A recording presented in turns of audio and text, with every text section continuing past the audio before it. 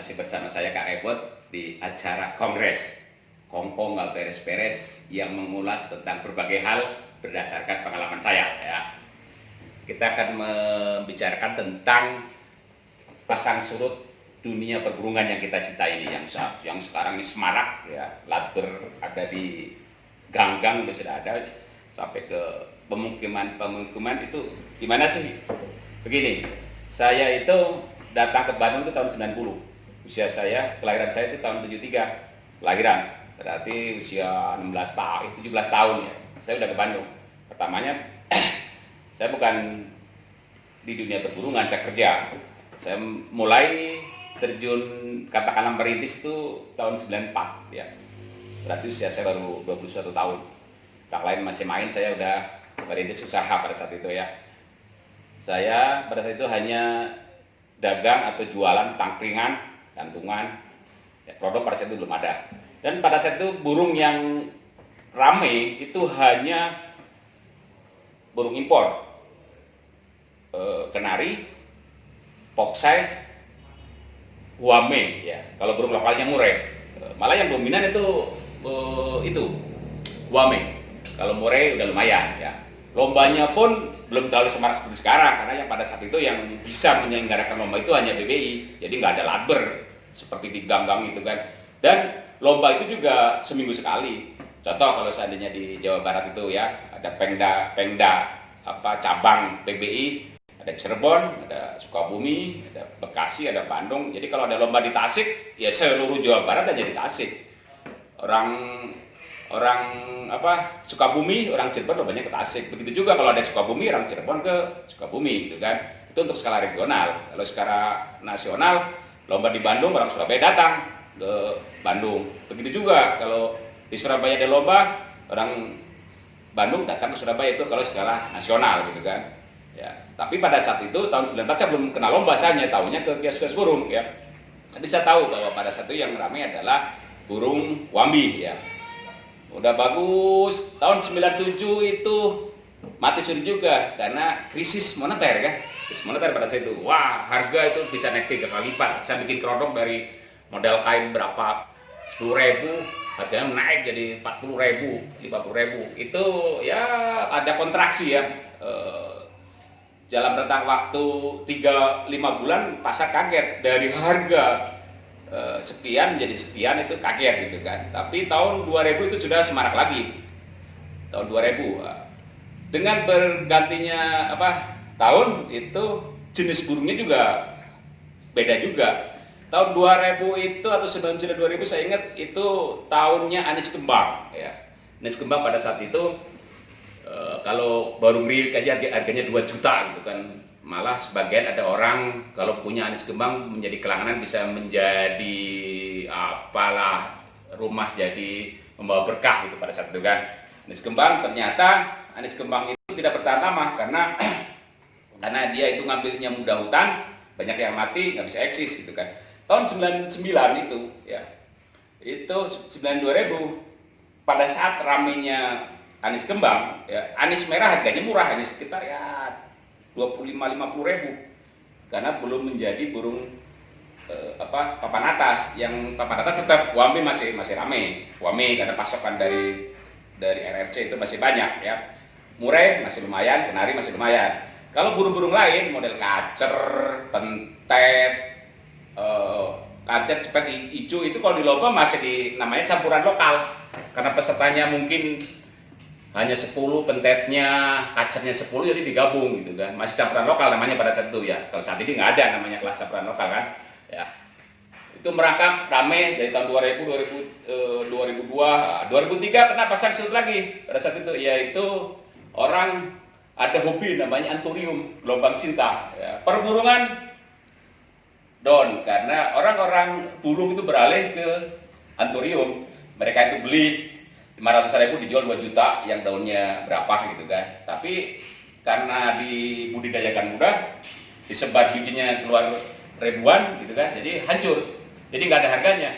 Tahun 2004 semarak lagi ya perburungan. Nah, untuk jenis burung beralih, yang tadinya burung itu ramenya wambi beralih jadi anis merah pada saat itu.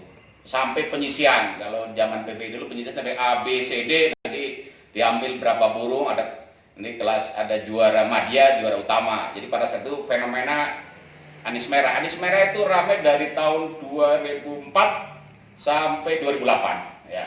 Itu fenomena anis merah ya. Kalau teler ingat dulu yang ikon orang pembeli yang bisa mendongkrak burung adalah anis merah Zamorano dulu. Harganya berapa itu? Karena kalau di perburungan itu kalau ada transaksi besar pasti orang pada harga dari burung itu bakal terdongkrak gitu kan. Rame itu kan tahun 2005 2006. Tahun 2006 musibah lagi ya. Ada namanya flu burung. Itu pasar burung sepi seperti kuburan. Pasar Pramuka, pasar Sukahaji ya. Karena apa? Namanya flu burung. Padahal flu itu datangnya bukan dari burung, dari unggas. Tapi kita kalau bahasa Sundana mah ketepuan butut mau gitu kan, kena imbasnya, nggak makan nangka kena getahnya ya.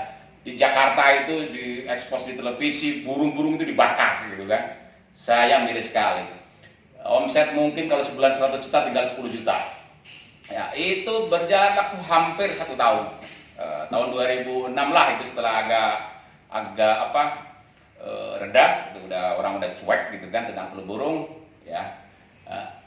Perburungan menggeliat lagi, dan saya pada saat itu menggandeng dengan Ko Amio itu bikin lomba-lomba di Jakarta. Itulah tahun 2006 kalau nggak salah. Saya bikin lomba namanya King Enterprise ya. Kadang-kadang bikin lomba sendiri pakai juri independen dan juga pakai kita sebagai penyelenggara jurinya pakai juri PPI. Saya kenal dengan Joni Uban, Opa gitu kan, dengan Dodot ya. Kadang lombanya di Wiladatika, terus di Sunter itu Dano itu kan, di situ kan, seperti itu. Tahun berapa itu? Tahun 2006 ya. Tahun 2008 perburungan semarak lagi karena apa? Pak Boy datang. Pak Boy ya. Pak Boy punya andil meramaikan dunia perburungan karena pada saat itu beliau itu ya keberagamannya itu sangat dahsyat gitu. Karena saya produsen, saya ikut menikmati untungnya. Terima kasih Pak Boy ya. Terima kasih. Dan juga ini ada fakta yang menarik bahwa andil gara-gara Bang Boy itu ya, yang tadinya burung utamanya itu adalah anis merah digeser oleh Bang Boy jadi murai ya. Ya itulah, itu kerjaan Bang Boy itu ya. Catat yang untuk para penggemar anis merah ya. Kenapa anis merah itu bisa meredup pada saat itu? Karena Bang Boy mengalihkan dari anis merah ke murai batu. Tapi menurut saya ada sisi positifnya. Karena apa? Anis merah itu kan sulit diternak. Pada saat awal anis merah itu kan datangnya hanya dari Priangan, dari Garut, dari Tasik ya. Itu diambil sampai induk-induknya. Jadi sekarang di Priangan itu udah nyaris punah lah, mungkin 1-2 di ujung. Saat ini datangnya dari Bali gitu kan. Dan itu juga hanya anakannya, bukan hasil ternakan alam lah. Pada saat mengangkat murai batu bagus, karena saat ini fakta bahwa murai batu itu bisa diternakan ya. Begitu. Saat ini tahun 2008 setelah Bang Boy bikin BNR, saya fokus di perdagangan gitu kan. Sampai sekarang kemarin pasang surutnya juga ada batu akik ya. Ingat kan tahun 2016 atau 15 batu akik itu juga sama. Orang-orang pada pemain burung pada beli batu akik, perburungan juga lesu pada saat itu ya. Oh ya, ada yang kelewat. Tahun 2003 itu sebelum Anturium itu pernah kasus yaitu lohan, sama tahun 2003 2002 2003 itu lohan. Orang burung juga pada kelohan. Tapi dari krisis kan perburungan kalau saya ikuti dari krisis moneter tahun 97 ya. Kena lohan tahun 2002. Kena gelombang cinta 2004. Flu burung 2006 ya. Terus kemarin itu batu akik ya. Terus pandemi. Saya yakin juga bahwa setelah pandemi ini kalau kita ibaratkan mundur selangkah tapi ke depan akan 10 langkah, ada lompatan besar. Itu yang saya harapkan ya. Ya, demikian dari saya. Masih bersama saya Kang Kebot. Salam Kongres, Kongko nggak beres-beres. Kita ngopi.